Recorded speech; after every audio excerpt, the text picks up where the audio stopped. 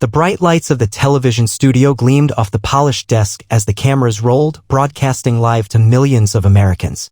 The atmosphere crackled with anticipation. This was no ordinary political interview. It was a showdown. Sitting across from the renowned journalist, Ethan Caldwell was none other than Vice President J.D. Vance. Since taking office, Vance had become one of the most talked-about figures in American politics. His sharp intellect, unflinching commitment to his principles, and refusal to be bullied by the media had earned him admiration and criticism in equal measure. Tonight, he was stepping into hostile territory. Ethan Caldwell, a well-known figure in mainstream journalism, had built his career on aggressive questioning and subtle smears against conservative figures. He had been waiting for this interview for weeks, convinced that he could corner Vance into a moment of weakness, a gaffe, a stumble, anything that could go viral. The interview began with formal pleasantries, but within minutes, Caldwell's tone sharpened. Mr. Vice President, you present yourself as a champion of the working class, but your policies suggest otherwise. Let's talk about your recent economic stance. Some experts say your push for economic nationalism will hurt America in the long run. Isn't it hypocritical to claim you're helping the middle class while pushing policies that could backfire? Vance, calm and composed, folded his hands on the desk. His steel blue eyes locked onto Caldwell's. Ethan, I appreciate the question, but let's get one thing straight. Who are these experts you're referring to? The same economists who have been telling us for years that outsourcing American jobs is a good thing? The ones who predicted globalization would be a rising tide that lifts all boats while millions of Americans lost their livelihoods. Caldwell hesitated for a fraction of a second before regaining his composure. You're dodging the question. Your policies, heavy tariffs, renegotiating trade deals could lead to inflation and hurt consumers. Vance leaned forward slightly. Let me ask you something, Ethan. Do you ever stop to consider that the free market you champion isn't free at all? That it's been rigged for decades against the American worker? You sit here in a cushy newsroom in New York talking about inflation, but have you ever stood in a factory town where families have lost everything because their jobs were shipped overseas? The air in the studio grew thick. Caldwell shifted in his chair. I don't think personal anecdotes should dictate national policy, Mr. Vice President. Vance smirked, his voice steady but firm. You don't? That's interesting. Because your entire network runs story after story about lived experiences when it suits your narrative. But when it's the working-class Americans who feel betrayed, suddenly anecdotes don't count. Silence. A flicker of discomfort crossed Caldwell's face. The cameras captured every second. The moment was just beginning. For a split second, the only sound in the studio was the hum of the overhead lights. The air felt electric, as if the entire set had become a battlefield where every word was a weapon. The tension wasn't lost on the crew, who exchanged subtle glances behind the cameras. They had seen many interviews before, but something about this exchange felt different. More personal, more decisive. Ethan Caldwell cleared his throat, refusing to let J.D. Vance take control of the interview. He was the one who dictated the narrative, not some politician who thought he could outmaneuver the press. Mr. Vice President, let's not deflect. You talk about rigged systems and betrayed workers. But isn't that just populist rhetoric? The reality is, America operates in a global economy. Tariffs, protectionist policies, these things isolate us. We cannot simply shut our doors and hope for the best. Vance exhaled slowly, as if he had been expecting this line of attack all along. Ethan, let's be honest here. You keep using these buzzwords, global economy, isolationism, as if they explain anything. They don't. What they do is give cover to the real problem, corporate greed. American companies didn't move jobs overseas because it made economic sense for the workers. They did it because it made economic sense for their shareholders. They gutted towns, gutted industries, and Washington let them do it. He let his words settle. The audience watching at home could feel the weight behind them. Caldwell scoffed, though there was a tinge of unease in his expression. That's an oversimplification. And let's be clear, Mr. Vice President, your administration's trade policies haven't exactly been universally praised. Some say they could start a trade war. Vance nodded slightly, acknowledging the argument before countering. Ah yes, the infamous trade war argument. Let me tell you something, Ethan. We've already been in a trade war for decades, we just weren't fighting back. China, Mexico, and other countries have been playing the game, taking advantage of weak American leadership. We finally decide to stand up for ourselves, and suddenly, it's a war? No, it's self-defense. The bluntness of his words caught Caldwell off guard. The journalist shifted in his seat, momentarily thrown off his rhythm. The studio's crew, trained to remain neutral, found themselves inching closer, absorbed by the confrontation. That's a dangerous mindset, Mr. Vice President, Caldwell pushed back. Some would argue that America thrives because of global cooperation, not by turning inward. Vance's response came swiftly, his voice unwavering. America thrives when it puts Americans first. Period. There it was. A simple, undeniable statement. Caldwell opened his mouth, searching for a retort, but nothing came immediately. He wasn't used to this. Most politicians would fumble, soften their stance, or try to appeal to both sides. But Vance wasn't playing by those rules. Sensing Caldwell's hesitation, Vance continued. You see, Ethan, this is the problem with your brand of journalism. You assume that pushing back against bad trade deals is isolationist. You assume that standing up for American jobs is dangerous. But what's actually dangerous is a press that refuses to hold the powerful accountable. Where were you when American factories were closing? When towns were being hollowed out? Your network didn't care then. But now that we're fighting back, you suddenly have concerns? A ripple of shock ran through the studio. The producers in the control room sat frozen, unsure whether to cut to commercial. Caldwell tried to mask his frustration with a tight-lipped smile. Mr. Vice President, I think we're getting off track. Vance held up a hand. No, I don't think we are. I think we're finally on track. The silence in the studio deepened. The audience watching at home could feel it, the moment where the power dynamic shifted. And J.D. Vance wasn't finished yet. The silence in the studio stretched uncomfortably, thick with tension. Ethan Caldwell had conducted hundreds of interviews, grilled politicians from both sides of the aisle, and made a name for himself as one of the toughest journalists in the country. But tonight, something felt different. J.D. Vance wasn't playing defense. He wasn't stammering through rehearsed talking points or dodging the tough questions. Instead, he was turning the tables, forcing Caldwell onto the defensive in his own studio. Caldwell inhaled sharply and attempted to regain control. Mr. Vice President, let's address another issue. Your administration's stance on corporate America seems contradictory. You criticize big business, yet you've also supported tax cuts for certain industries. Isn't that hypocritical? Vance leaned back slightly as if the question amused him. Ethan, do you even believe the words you're saying? Because I don't think you do. Caldwell's eyebrows furrowed. Excuse me. Vance's voice remained steady. You're trying to frame this as some sort of contradiction, but let's look at reality. The problem isn't business itself. It's that for decades, big corporations have been given an unfair playing field while small businesses, the backbone of America, get crushed under regulations and taxes. What my administration is doing is simple. We reward companies that invest in America and stop giving handouts to those that sell us out. Caldwell chuckled, trying to mask his discomfort. So you're saying you support corporate tax breaks? Vance's expression hardened. No, I support American tax breaks. The difference is where the money goes. I don't care how big a company is.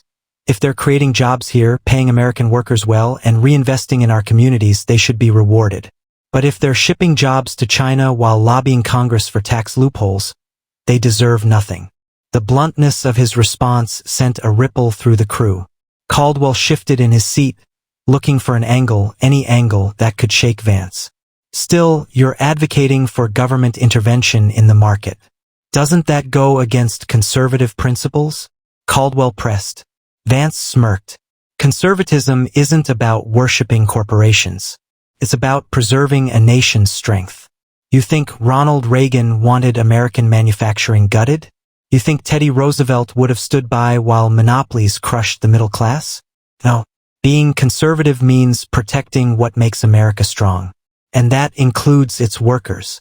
For the first time, Caldwell seemed genuinely unsure of how to respond. The script he had in his mind, the predictable back and forth, was falling apart. The cameras captured it all. Vance could see the shift happening, and he wasn't about to let up. Let me ask you something, Ethan. His voice carried an edge now. When was the last time you talked to an auto worker in Michigan? Or a steel worker in Pennsylvania? Or a farmer in Ohio? Caldwell blinked. Well, No, don't dodge. Have you? A brief pause. Caldwell hesitated for just a second too long. Vance nodded. That's what I thought. The studio was dead silent. Even the producers watching from the control room could feel it. Caldwell had walked into a trap. You sit here in this glass tower of a studio, talking about economics like it's some abstract debate. But for millions of Americans, it's not theory, it's survival. You push globalism like it's inevitable, but what's inevitable is that Americans will fight back when they've had enough. And that's exactly what we're doing. Caldwell opened his mouth, but nothing came out. For the first time in his career, he was speechless. The studio remained eerily silent, save for the faint hum of equipment running in the background. Millions of viewers at home were glued to their screens, watching what was no longer an interview but an intellectual showdown. Ethan Caldwell, a man who had built his career on rattling politicians, was faltering. His questions, usually sharp as knives, were dull tonight. J.D. Vance wasn't just answering them, he was dismantling them, turning them back on their source like a seasoned fighter redirecting an opponent's momentum. Caldwell, still grasping for control, cleared his throat and forced a smile. Mr. Vice President, I think we've spent enough time debating trade policies. Let's shift gears. A lot of people are concerned about your views on social issues. Many critics say your policies are regressive, that you're trying to take America backward. Vance raised an eyebrow. Backward? And by backward, you mean? Caldwell leaned in, sensing an opportunity to regain footing. For example, your stance on family values. You've advocated for stronger parental roles, criticized aspects of modern culture, and even suggested that traditional values are key to America's future. Isn't that just coded language for restricting personal freedoms? A small smirk formed at the corner of Vance's lips. Ah, there it is. The classic media trick: take something fundamental and twist it into something sinister. Let's be very clear, the breakdown of the American family has led to disaster in this country.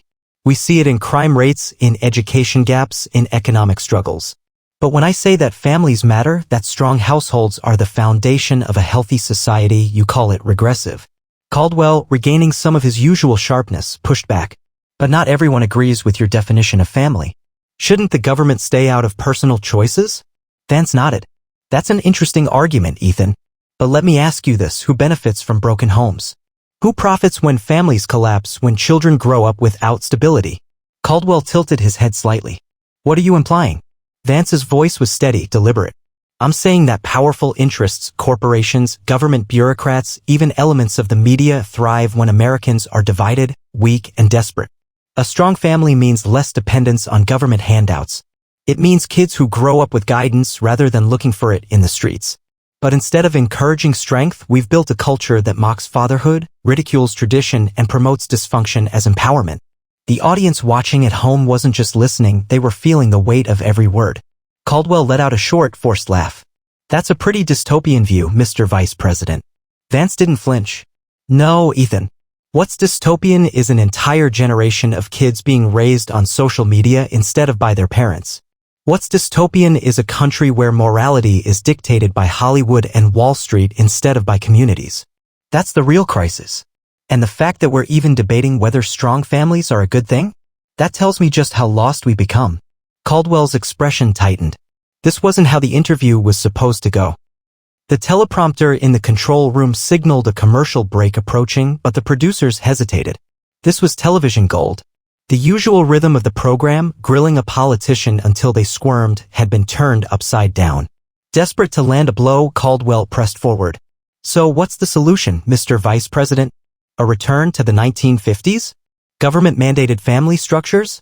Vance shook his head, his expression firm. The solution is simple: stop pretending that chaos is normal.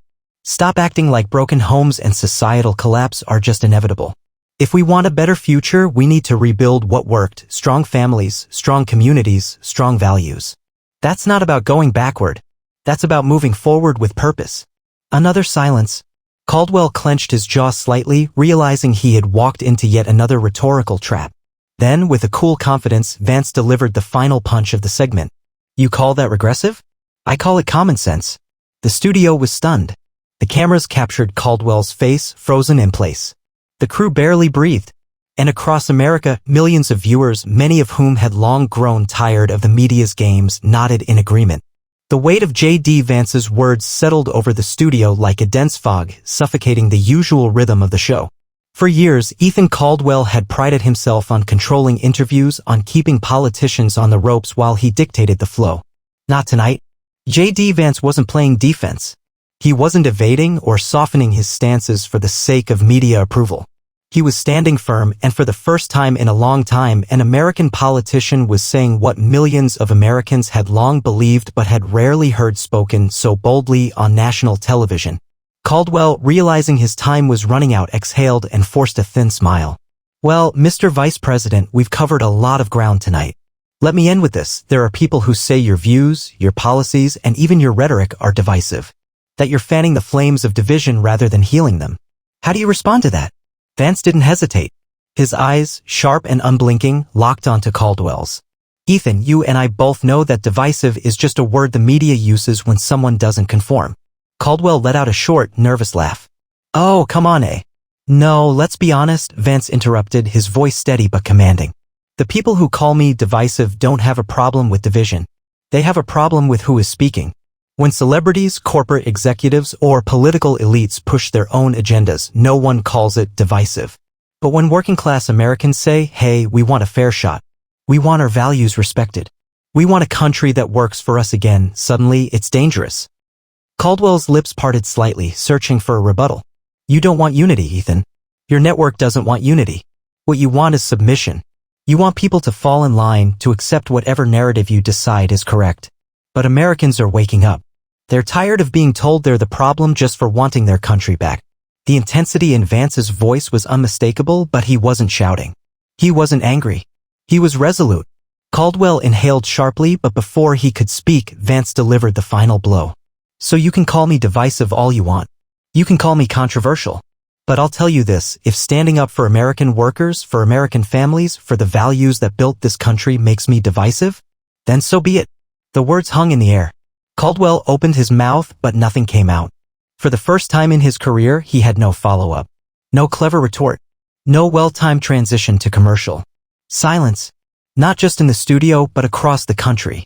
Millions of viewers sat in their living rooms, gripping their remotes, their phones, their coffee cups. Some nodded. Some smiled. Some clenched their fists, feeling a spark of something they hadn't felt in years. Hope.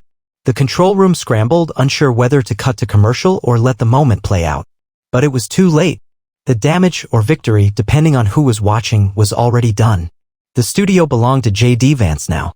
Finally, Caldwell, his face pale under the harsh lights, glanced down at his notes.